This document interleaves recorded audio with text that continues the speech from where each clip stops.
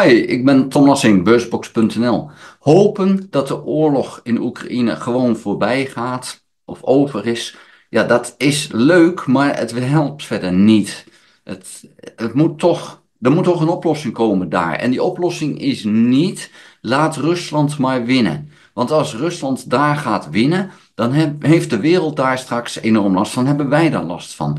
Al was het maar omdat dan de graanproductie voor het grootste gedeelte in de wereld vanuit Oekraïne en Rusland komt. En dat dan onder eigenlijk Russische toezicht komt. En Rusland dan kan bepalen wie in de wereld graan er eten krijgen en wie niet.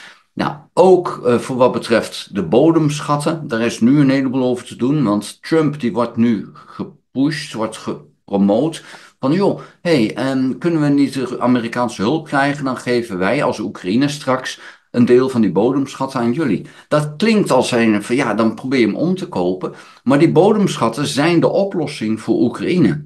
En zijn niet voor niets de reden dat Rusland de oorlog begonnen is. Er ligt voor iets van 7 triljoen aan bodemschatten in met name Oost-Oekraïne. Natuurlijk vond Rusland dat heel erg interessant. En dan kan je daar excuses voor vinden om dat te pakken. Maar Rusland had zoiets van, ja, die wil ik wel hebben.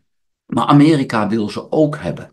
En dat wat daar in de bodem zit, wil Oekraïne hoe dan ook gebruiken. Want je kan wel zeggen, ja, dan verkopen we dat aan Amerika. Nou, dat gaan ze dus ook doen. Ze gaan het niet weggeven, gaan dat verkopen aan Amerika. Maar met dat geld kan Oekraïne zichzelf weer herbouwen.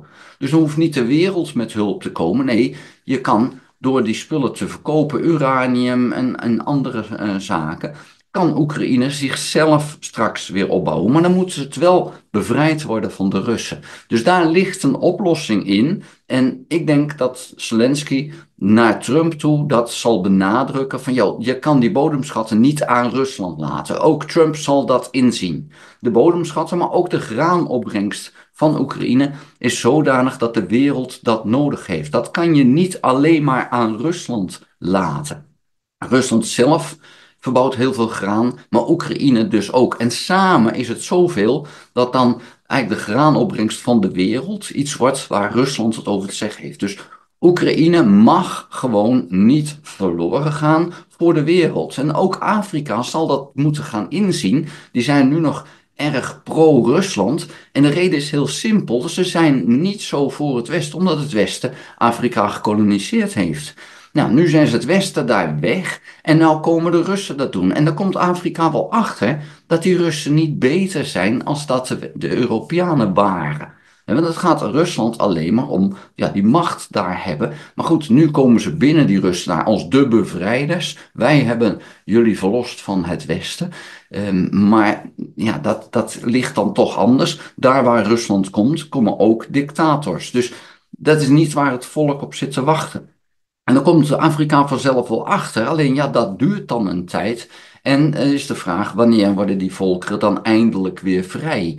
En dat gaat natuurlijk ook weer tientallen jaren duren. Dus die situatie is gewoon heel erg vervelend. Hoe dan ook, Oekraïne zou wat mij betreft weer terug moeten naar de 1991 grenzen. En dat kan het niet alleen, daar moet het mee geholpen worden. En het mooiste is als ze dat zelf kunnen doen. Ja, daar hoop ik dan ook op dat dat gaat gebeuren.